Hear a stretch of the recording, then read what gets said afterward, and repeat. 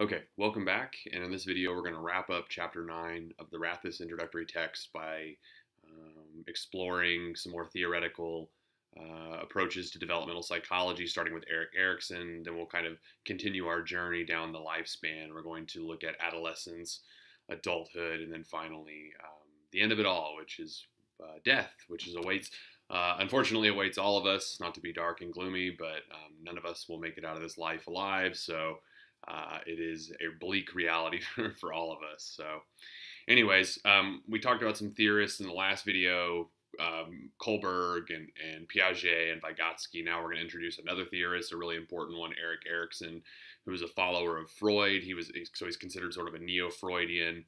However, he talked instead about psychosexual development, he talked more about psychosocial development and kind of these different stages that we go through from birth to death. And I want to say that he identified 7 or 8. The number eludes me off the top of my head right now. I believe it's 8 actually, at various points of our lives. And at these different stages, we come to these sort of forks in a road or crises, if you will. And they're, you can think of them like the idea of a midlife crisis if you want, if that's helpful. But there's sort of different crises that we meet, and depending on how we respond to those crises kind of sets us up for the next stage, success or failure in the next stage.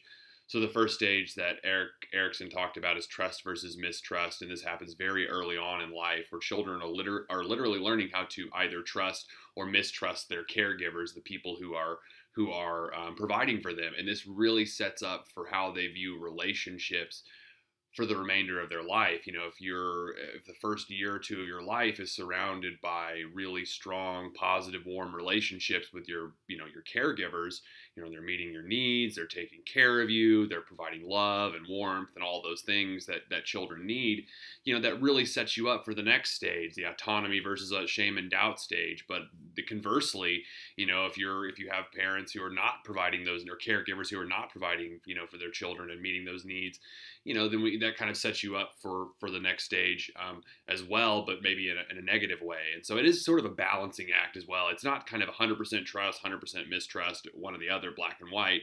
Obviously there are varying gradients of, trust. Maybe you trust your parents for the most part, like 95%, 99%, but, there is a slight degree of any, mistrust for people, or maybe, you trust your parents totally, but you don't trust everybody totally. There's more than black and white. And then we see autonomy versus shame and doubt. This is the stage where children are typically learning how to potty train, and really going to the bathroom on your own is a feeling of autonomy. You're feeling independent. Versus kind of shame and doubt if you're still needing help. This isn't explicitly tied always back to potty training, but this is one of those critical events we identify where we start to see this idea of autonomy and shame and doubt. Initiative versus guilt is around the age in which children begin to go to school or start to take things on for themselves. They start to take on activities for themselves, like dressing themselves, or maybe even the early signs of school. Industry versus inferiority. Now the children are they're in school, they're working with others. Can they work productively, or, do they get along with others, or do they sort of have this sense of inferiority? So each stage, again, is marked at a different crises, and we'll come back to Erik Erikson later, but I wanted to at least introduce him briefly now. Another important issue to think about oops, sorry. Let me go back and start that one over. Another issue we want to think about in development is, and especially in terms of like development in early childhood, is attachment. And a lot of research goes to show that the bonds that we form with our caregivers early on is very important. Attachments can simply be thought of as just the emotional bonds that we share with others, whether it's a person or an animal. When we can see signs of attachment and behaviors that people exhibit. For example, when you have attachment with somebody, you want to spend time with that person, whether it's your parents, your child, your significant other, whomever. When we build bonds with people, we want to be around them. And also some people might show signs of anxiety or distress when they're separated from the person they are attached to. You see it with parents and children, you see it with couples, brothers and sisters who have really strong relationships. And a lot of research is look specifically at seeing, testing this, looking at the strength of attachment styles, and by putting children in what's called the strange situation method, where you put an infant, you kind of look at how an infant responds to being separated and also being reunited with a stranger, or with a caregiver, excuse me, like their mom or dad or whoever is providing for them. You do the same thing with a stranger, and you kind of see the difference that, oh, they react strongly when mom or dad leaves and when mom and dad comes back, but when it's a stranger, maybe they don't react at all. It's really showing the attachment, that emotional bond. And so from that research, there's been sort of 3 attachment styles that have been developed. Sort of secure attachment. This is somebody who has a secure bond with their parent or caregiver. And typically, they might show a little bit of signs of being upset, when their parent leaves, but they can kind of self-soothe themselves, take care of themselves, and they might, show some signs of excitement, hey, when mom and dad is back, but, they're not, too much. Avoidant attachment, and ambivalent attachment. These are children who might react very strongly when mom or dad leaves, and also might react very strongly when mom or dad comes back. Or I say the caregiver. It doesn't have to be mom or dad. It could be any caregiver. And again, this ties back to, and we can't always explicitly say it's caused by events in childhood, but I think it goes right back to Erik Erikson's theory that there's just these events in our early childhood experiences kind of shape us and mold us. And, if we have warm, secure attachments with our caregivers early on, we probably are more likely to develop this sense of secure attachment. But if those bonds are not so secure, or things kind of upset the apple cart, so to speak, we might see children who develop more of these kinds of attachment issues, or styles, excuse me.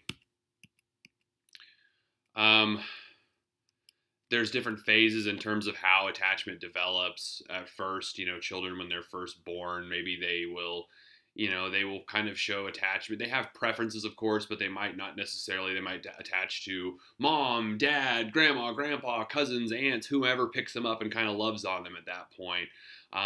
But then eventually, maybe by around 3 to 4 months, they start to show much more preference towards people that they see more often. Probably mom and dad, obviously the primary caregivers, maybe brother and sister, or if they have siblings. And then really, they start to make a kind of a clear-cut attachment by, after that these are, I'm really attached to my primary caregivers. It's where the strongest bonds are being formed. And again, this is, around 6 months, 7 months, roughly. I mean, these are approximations, by all means, these timelines can vary. More on attachment. Other theorists have talked about attachment as well. Harlow, for example, looked at the importance of providing comfort. It's not just about, hey, this person feeds me, this person bathes me. It's also about warmth as well. He did this study with, I'm actually going to jump over a slide really quick, and I'll jump back so we can see what's going on here. But, Harry Harlow, he ran a study with these rhesus monkeys. You can see this is what a rhesus monkey looks like here in this picture here. And some of the rhesus monkeys were in a cage that had a surrogate mother who supposed to be like a monkey, or a rhesus monkey, excuse me. One was covered in terry cloth and the other was just wire, but it provided milk. And what they did is they measured the amount of time per day that the monkeys spent with each of the surrogate mothers. And what they found was that the monkeys spent far more time with the cloth one, the one that would provide, a feeling of warmth and a feeling of being safe and cuddly, versus the one that provided food and sustenance. And it really goes to show that attachment isn't just, hey, who is feeding me or who's taking care of me. It's also, who do I feel safest with? Who do I feel comfortable around? Who do I have these bonds to really, be safe with? More on that, Konrad Lorenz also talked about how attachment is something that is inborn to species. And in fact, we have what's called a critical period where we form these bonds of attachment early on in our life. We learn how to form those bonds. And if we don't, that could really impact our relationships going forward. It makes it harder to form those bonds. And in fact, a lot of research, a lot of his research was about using animals. In some cases, animals imprint or bond with their caregiver almost immediately. You can see really interesting footage of Konrad Lorenz if you YouTube or Google this, of him walking around with ducks following him, because a lot of his research was with ducks and seeing how they imprinted to their caregiver immediately. Other kind of tying into attachment style, is also this idea of parenting style, which comes from the research of Diana Baumrind. She looked at different types of dimensions of parenting that kind of tie back to attachment, of course. And based on these different dimensions, we can look at parenting through different parenting styles. So based on level of restrictiveness, how demanding the parent is on the child, their ability to communicate with a child, and really how warm and involved they are with a child. And based on those sort of dimensions, we're looking at 4 different parenting styles: authoritative, authoritarian, permissive, and uninvolved. Authoritative is, typically speaking, the type of parenting. If we go back to our chart here, authoritative parents they're not very restrictive. They set limits, but they're willing to negotiate and talk about those limits. They do have high demands for their children, but again, they are reasonable about those demands. They communicate well with their children, and they tend to be very warm and involved. Versus authoritarian, this is kind of like the drill sergeant, the my way or the highway. So if we go back to this, they might be very restrictive, but also have very high demands for their children on various levels, but they're not really willing to negotiate. And sometimes that can, they communicate very well, but it's a one-way street, and they're very involved, but probably not all that warm. So authoritative and authoritarian, almost very, very much contrasting parenting styles. Versus permissive, this is a parent who is more like their child's friend rather than their parent. They're not very restrictive at all. In fact, they may not even place a lot of demands on their child. They may or may not communicate well with their child. They probably do because they're friendly with them. They're warm and involved. But again, they're missing some of these critical aspects. Instead of telling their child, hey, don't go out and drink with your friends, they might tell them, hey, here's $20. You're going to a kegger later. Make sure you throw in for the kegger. Rather than saying, hey, maybe it's not a good idea to go out and drink with your friends when you're only 16 or whatever. And then finally, an uninvolved parent. This is literally as it sounds. It's uninvolved. It's a parent who is, they might even be, in some cases in extremes, might even be criminally neglectful, or abusive, or just flat out just not involved in their child's life, whether they're in the home or not. They're absent, whether physically or otherwise. Okay, so now we're going to switch gears and talk about adolescence. Adolescence is marked by a rapid growth in physical development, especially what we like to refer to as puberty, where boys and girls, or men and women at this point, I suppose, if you're going through puberty, begin to develop, sex characteristics. They start to resemble full-grown males and females. Males get a deeper voice, females begin to develop breasts, males and females begin other biological changes, for example, menarche, beginning menstruation for women around 11, 14. But this is the point at physically capable that, this is physical development in terms of, becoming an adult. Obviously, this happens pretty early on, and that's not to say that physically, adolescents may start to resemble adults. They grow facial hair, they get taller, their bodies, grow and fill out and things like that. But